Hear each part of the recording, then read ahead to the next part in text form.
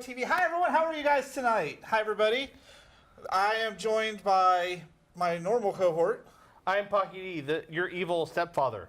And everyone else is kind of out sick today, but it's okay because we really wanted to have our special guest on today. Robin! So, welcome to this week's episode of Fan Service. This is your weekly geek-fueled trip into the world of pop culture. And we have lots of fun. This is our second week back on live TV. It's been interesting because there's still some technical glitches. We're not quite sure why they're happening, but they're kind of happening. You should notice them, we hope. It's always sorts of fun when you come to the studio and nothing wants to work, right? Like, I don't like Macintosh computers. Like, screw you, Mac, screw you, Mac, screw you. She's all, Stop hate. Don't hate. So, welcome to this week's edition of the Kaiju Labs Media Block Party. It's kicked off by Fan Service. After this is going to be the Mary Sue game. It's going to be great. Which is Robin's new show. And we met Robin kind of auspiciously because Pocky was at a convention. We were at an event, and someone had apparently the fanboy the TV, fan service Twitter, name or something. Fan service. In my defense, y'all didn't have it. We didn't have it. We're not going to lie. No. We're not, like, we never took blamed. it. Like, that was the whole thing, like, when we found out what was going on. It's like, no, it's fine. By the way, do you want to know what we've been doing? And then she was like, hey, I have this idea. It was more like, Pocky, what's up? You will not believe there's someone with our Twitter name. I don't know who they are, but I said, find him. I'm going to find him. That's what it was. And then it turns out, and I was like, hey, do you know who's got this Twitter account? I'm like, yeah, it's the people over there. Hi, Robin. You were talking about, and you're like, they say their name's Fan Service, and they're here at this event, and that they're gonna be back soon. Who made a Twitter account? Was that us? And I'm sitting there like, are you talking about me? So I loved it because she's part of a world that I didn't really know existed very much, but I knew it was there. Transformative fandom culture. Yes. So now she's part of it. She's got this great game show that I absolutely love, and I hope you love too. And I'm just going to spoil it for you guys now. The season finale is I'm going to be taking her on over Pacific Rim, and she seems to think she's going to win. It's cute you think you're going to win. I don't know who's winning, but I don't think it's any of us. I have my story planned. It's going to be good. I did my research because I had to. You had to do research. That's cute. I had to because I'm walking into a whole brand new world. So after Mary Sue is Combat Creations, where they're building a helmet this season, so they're going to take you step by step with this epic build. And there's a special guest this week on that show also. Yeah. We won't ruin who it is. And then Brad's Red Web is continuing Embracing the Dark. So it's a really fun 2 hours of just amazing talk with you guys, but forget the other shows. Let's get back to shows that matters. This one! This week we're having Pocky's topic. What is your topic this week? Tropes, and the ones we want to see more of, and the ones we definitely don't want to see any more of. All the TV tropes, movie tropes, comic book tropes. Can we say, I don't think we want to see any tropes anymore. It's so... No. Tropes are classic storytelling building blocks. Okay, but when you use the same ones in every single freaking thing. Then these become cliches. But tropes themselves are not bad. Don't be like CinemaSins, where they just give everyone a down point because it's a trope. Like, tropes are important. There's a reason that they're commonly used, is because they're identifiable and they help tell the story. And they help the reader and viewer know what kind of story they're watching. So, you like tropes, apparently. I think tropes are fundamental in storytelling. You just explained them better than I've ever heard anyone explain them. I heard, it's the cliched stuff. That's all we ever hear. It's not cliche. Well, that's all we ever hear is it's the cliched stuff that we hear. But you're like, they're story blocks. There are things that are required. They're commonly used elements in media that help people understand the story. Use them all the time? Then they get overplayed, and then they become cliches. So let's just start with, right now, what is the one trope you are sick of? Smurfette. Explain the Smurfette. There's only one woman. Okay. I understand that one. I really, because I watched Game of Thrones and the whole past few episodes, the controversy throwing everything up is just crazy. Pocky, what is the one you're tired of? I am tired of the real villain showing up. Oh, yeah, like, ooh, surprise, it was me the whole time? No, not, ooh, it's surprise, it's me the whole time. Oh, you thought it was that 4 guys ago who was the real leader. No, it's not him. No, it's not him. Now it's me, the one who's been manipulating everything since episode 1, but you thought it was 3 dudes ago. What, some examples? Naruto, Supernatural does a lot of this, where there's now a dark with a dark with a dark. Buffy had this problem where they also had the dark within the dark within the dark, which at one point they introduced the first sin as a villain. like the serpent and the snake. Yeah. But Both every were time kinda like they crazy have there to towards one the up, end. one up whatever it is. So they have to introduce the villain who is actually manipulating even more villains. And it's like, no, just stop. Just say you want a new villain. Yeah. I think I'm kind of over the, oh, you're my best friend or you're my lover, but you're really my secret enemy. Like, I don't know. I think the best thing that ever did that was Mr. and Mrs. Smith. Because at Yeah. the end, when they find out that he's the other, it's like, oh, okay, this makes total sense. now. You know, it makes sense when you have like when they establish they're best friends, but they have different morals, like in X-Men with Professor X and Yeah. Magneto. But when you read all these young adult fictions, it's like their best friend turns out to be the bad guy. Like the last season of Sabrina. I don't know if you watched it or not. Yes. Yeah, kind of that same thing. Which, oh no, I'm really not. But I love you. You know, whatever. I think I'm kind of over that one. The best friend being the villain. Yeah. Yeah, I mean, I remember back in the day when like a lot of animes do this too, like X 1999, where it turns out the best friend is his counter dragon, and like yeah, he has to cut his best friend's head off at the end of the movie. Sorry for ruining a movie that came out in 1998. Oh darn. You're terrible. I know. So Pocky's brought a list of tropes we're going to go over, and we're going to explore them, whether they're good or bad, and we're going to discuss them. I was joking about the Smurfette one because I'm the only girl here. Can I give my real one? Okay. now? Oh sure, I Real thought you were one. being serious. No, that was a joke because I'm the only girl. Okay, whatever. Okay. Boys. Robin, take two. Mine's less of a actual trope. It's more of a philosophy. It's the idea that the writers need to shock the audience. Like I know we live in a culture where our viewers and audience are really, really media savvy.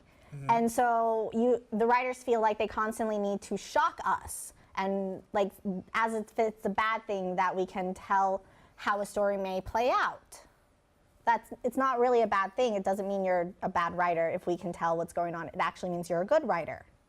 However, the concept that like, oh, the audience isn't gonna expect this, so that's what we have to do, whether it's killing off a character that shouldn't have been killed off, or doing something, or having just gratuitous violence and rape and things like that.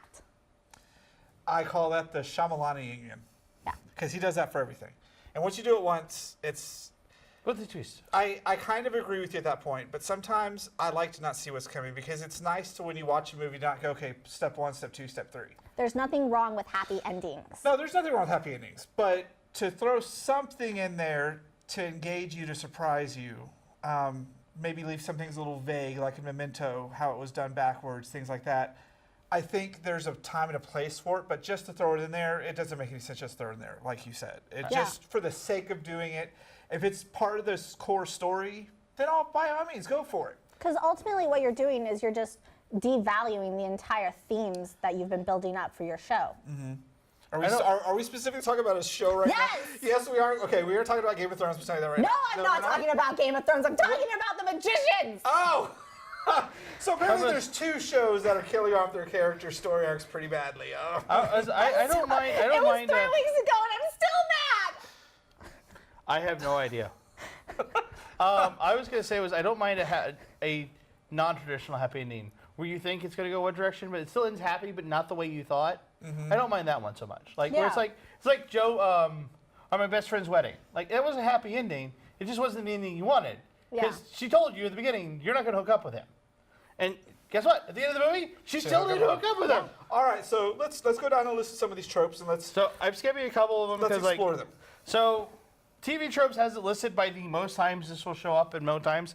I'm skipping a couple of them because like one of them right off the bat is the big bad. When the big evil bad dude showed up. So You yeah, can't get tired of that. That's literally that's essential. everything. Yeah. One of mine is I'm tired of seeing is the butt monkey, a character whose entire purpose is to have everything bad, but that's not lethal and not harmful happen to them. They're the butt of the Xan- joke. yeah, Xander made that statement. That's where they take it from. Is yeah, you're the character who gets slimed. Yeah, so that one's I always find kind of weird because I don't see a need for the comedic sidekick character where everything bad happens to him. I don't mind it if they also serve another purpose, like an Airbender, where the comedic character was also the brilliant tactician who could like Yeah. solve everything by tactics.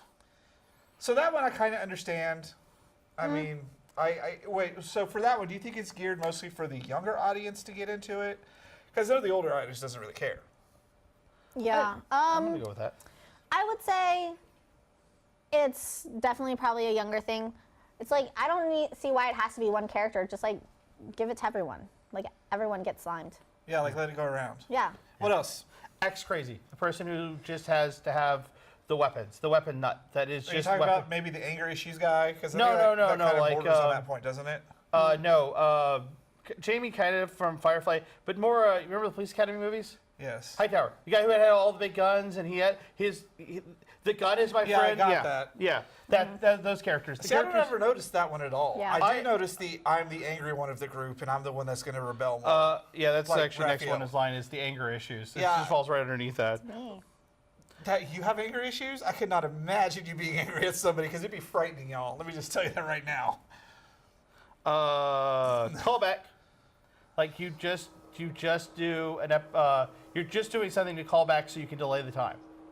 Like when the anime is worse about this, Yes. when they do those filler episodes that have nothing to do with the storyline, but it's the history of some offshoot character from 20 years ago. Yes, They you did that just do- and in you're Bleach just doing it season for 1 so bad. Every Yeah. season of Power Rangers has a clips episode, but that's actually important to the narrative because Yeah. you're watching 40 episodes over 40 weeks. Yeah. Like the 5th to last episode is a clip show. So you catch up on what you missed at the beginning and see how these characters have changed and grown. Well, I can understand that, but maybe like the completely pointless "Let's go to the casino planet" Last Jedi. That was a completely pointless offshoot That waste was time. super important. They didn't achieve anything. So, of course, but the you whole movie learned was more literally a about the 2-hour war. space chase. So You do learn about more of the war. You also learn that there are people who don't care about either side. All they care about is money. You learn more about the corruption and how difficult it is to be the actual resistance. we knew that from the original trilogy. No, I think this puts it kind of more in context with like our current political climate. Climate. Climate. Yes. Okay. So I'll concede you on that Also, point. it introduced kind of the idea of the little kids where they were Force users. Because up until this idea, like the concept of who had the Force has always been very elitist.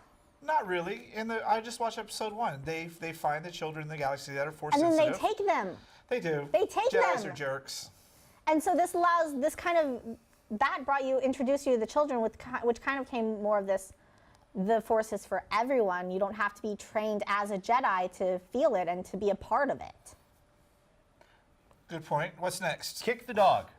Doing evil for no good beneficiary or anything else, it's literally kicking the dog. Like, chaos why did that evil. character kick the dog? Because he's evil. Well, how else would you portray it in a video sense? Well, I mean, you have to have something that shows that these people are evil. No. But there's no benefit. It's But like here's the thing, like a lot of times in media, they'll do something cruel to an animal and they're like, that means they're really evil. But but if they do something cruel to a human or a woman, it's like, oh, maybe they're just misunderstood. It's because that's people's effed up reality. They don't think about those type of things. It's because everyone loves a puppy, but you give them a baby, they're like, whatever. But yeah, everyone no, loves an animal, but you give them a human being, like, whatever. So the description of this one is basically it's a villain who does something evil that has no benefit to the story or to anything else. It is just you watch a character kick a puppy because they're evil. So yeah. Because I'm evil. Yeah, because I'm evil. Like, you're so evil, eat this box of kittens. Okay, so if you had to do a kick the puppy moment to prove you're evil, what would you do? Shoot a nun. What would you do? I'd kill Gavin. I'd kill Robin That's- first. And thus, no one proves that they're I have evil. longer than- arm reach, y'all. I'll get to you before you get to me any day of the week, Robin. Bring it on. yeah. I mean, you have a height disadvantage, but probably advantage to me because you get real low and run. I just gotta kick you, but yeah. The one sane man. The character that is supposedly real the only... please. Oh, sorry. Uh-oh. She's all, we gonna get this on now. One sane man. Oh, she's gonna jump on me. Let me step a little bit this way. This is what we were talking about. When I don't want to see what she's like when she's mad at somebody. The one sane man. Yeah, basically, this is the character who supposedly shows realism in the face of weirdness going on. This There's is no why such thing. This is why I stopped watching Unfortunate Events on Netflix. Series of Unfortunate Events. Because I read the whole book series, and I got halfway through season. I was like, "This is really dumb."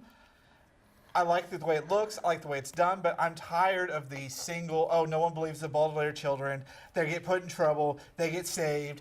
No one believes Baudelaire children. They get put in trouble. I just got tired of that. No, that's children don't speak. That's another one. It's still the But this is- same person. It's more of the sane person. The idea of this one is that it's the person who realizes they're in a weird environment and that they're excited. Like, who would shoot a guy? Who throws a shoe? Who throws a shoe at somebody? Everyone likes saying that line now. Who threw a shoe? But that's, yeah. It's like the straight man in comedy. Right. We miss you, John Conway. Let's see. Last minute save.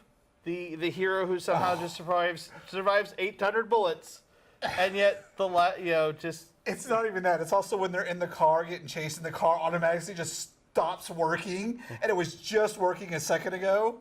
I get tired of that one too. That whole last minute saves thing. I think that was definitely played out. The reason you suck speech, which I love that one. What is the reason you suck speech? It's the demotivation speech. It's the reason you suck. Like a monologue from a villain. Yeah, This is probably. so bad. Yeah. Or like why you're the worst team ever, but you should pull through or whatever. Oh, like in the sports movies. Yeah. Yeah, that's a prime example right there. Yeah. Oh, title drop. I'm tired of that one. Man, I guess you could call us a Suicide Squad. I don't think I've ever noticed that one as much. No, I have. If the title is relevant, they will say it. Like in the first Fast and the Furious movie, they said it. In Suicide Squad, they said it. They also will do other titles to other things, like in the Justice League animated Justice movie. League. They said, "What are you going to call us? The Super Friends?" No, that's, yeah. Yeah. Or in Avengers. I guess we're the Avengers now. I guess we're Avengers. Okay, what's next? Even evil has standards. A villain will not go below some level of sin. No, see, this one's completely false. There's no bottom floor for a villain. Except this is where the villain supposedly you'll have stand. Like When I they will, have that like moral conundrum, Yeah. whatever the word is. And then we start their redemptive arc. Kylo Ren does not get one. I bet you he will. It's called The Rise of Skywalker for a reason. He's the last living Skywalker. I will kill him first. Oh, he's not the last technical living Skywalker. He is. No. All the rest of them are dead. Well, because, Princess Leia's going to have to die in this movie. She's already, I don't know how, anyways. She should have stayed on the hip and Holdo should have gotten off the ship. That's how they should have done Last Jedi. Because Holdo was awesome. She deserved better. Well, except at the time they didn't know Carrie Fisher was going to pass away. So I guess. Hold on. Sorry, I lost a whole bunch of here. You see it? Well, while you're doing that, I actually have Amanda's list. Yeah, so All right. she She brought texted some me. lists. Let's hear 'em. The one she hates the most is sex pollen. Where they just have random scenes of sex for no reason? No, it's a specifically from Star Trek, the original series, where there is some kind of pollen that makes them have to have sex or they die. I guess I missed this episode of Star Trek. Amanda says one instance of it is too many, therefore she's tired of it. But I think she's wrong. I think actually that episode, if I remember right, it's a callback to even a previous episode from the First Generation series, wasn't it? No, yeah, it's in the original. It's also Next Generation. No, is it Well, Next the Generation? original came first. Yeah. Yeah, but I'm saying like. So they had a callback to it in Yeah. later episode, in laters. Yeah, sex pollen. That changed See, things. we're going to have to ask Jeffrey about that when he gets back, because Jeffrey is a Star Trek fiend. Yeah, I know what It's I know going what to they're be talking the about. trope they have to use. It was described the as Star Trek episode of Mary Sue. I know it's the trope's chosen random, but it's gonna be. There's a Star Trek episode of Mary Sue coming up, and they picked the trope, and I guess it's already been decided they're going to talk about sex pollen. Get your pistols ready for that one. What's next? the evil counterpart. Okay. That is like literally, it's kind of like you don't like your best friend, Yeah. but it's like literally they've made your evil counterpart. Not that this is like your evil counterpart, but they made him. They tried to do this on Power Rangers, like on 4 separate occasions. Like most of them were like in Mighty Morphin, they were very bad. It was like the Shadow Rangers, and they were like in really terrible spandex uniforms. They're all terrible spandex uniforms. But they finally got it right in Power Rangers in Space with the Psycho Rangers. I like those Rangers. Beautiful. So, shadowy counterpart. The- Like a clone. Mirrorverse. Well, Or- Like mirror universe type stuff. Yeah. Like you got good Superman and you got Superman Red Sun. Like it's just also Pretender, where they tried to make a counter to Jared. They had a guy who was amoral, where Jared was moral and would use his power, use his technique. Did you say Tinder? No, Pretender. Oh, Pretender. I was like, Tinder would be totally a different. Tinder. Tinder's opposite is Grindr. Like, let's just clear the air right there. Yes. No, I feel like that's more of a counterpart because it's just Oh. a subsect. Like if we're doing an evil version. I think Grindr's probably the evil version because there's no standards on Grindr. At least Tinder, there's probably some standards. No, there. What? No, not. no. There's Oh, standards. it's been a while, so. Evil has no standards. Remember? there we go. All right, So what do we this have up one, next? this one's kind of a mixture of mine. There's two of them, and I kind of mix the two. I am tired, and this is also part of here is evil back from the dead. But I am tired with the useless character who's died, who served no purpose, who's come back just to serve as a magical MacGuffin to stop whatever thing they're trying to stop, and somehow this person who's now back from the dead can stop it. Give me And- 3 examples. Yeah, I need to hear about this one. I mean, outside of Agent Coulson and Okay, Agents of so S.H.I.E.L.D. Supernatural, like every time they bring back one of the brothers, like it's because they So you're have. saying Sam and Dean are useless Well- in Supernatural. oh, Please, she's gonna be please angry let's here in a go. second, y'all. Oh, I hate Supernatural. Oh, Oh, I was gonna say, my problem with Sam and Dean as a totalist thing is they keep relying on everyone else to save their butt. Like they're not very good. They like, hey, I need to call up this hunter who like we're going to get killed. Everyone they talk to dies.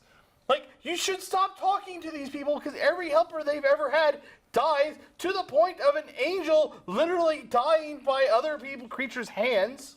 Like they've killed an entire an angel twice. An entire angel.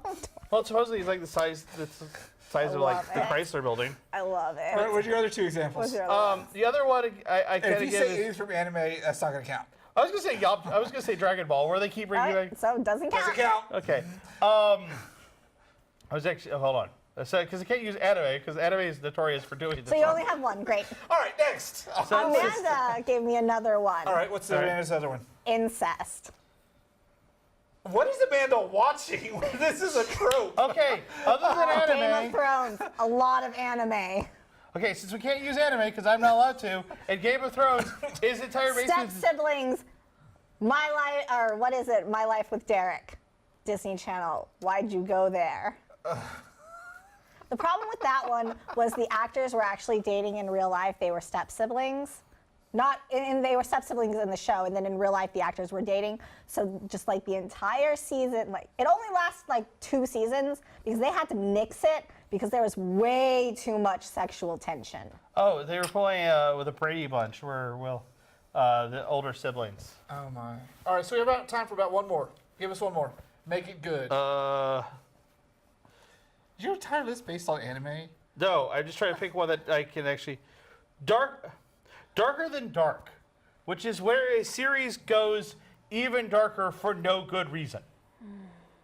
And we all know we can all name at least 1 or 2 series where a series has gotten darker. Why? Because again, the ante of the series dictates that it has to get darker. So like Gotham kept getting darker and darker. Well, duh, it's Gotham. Right. But I'm saying there's a point where you're like, how much darker can we get this series before we have to end it? Game of Thrones is an example. This season, all they've been doing is anteing the bounty count.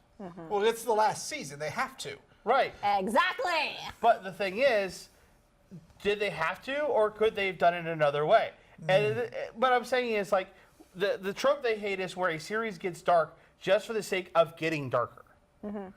So, kind It of doesn't again, do anything to push forward the themes that they're trying to tell, Right. or the arcs of the characters. It's, It's just, just to keep instead, viewers. right. yeah, it goes back to the shock and awe, Right. and how much shit can we throw at these characters and make their lives miserable?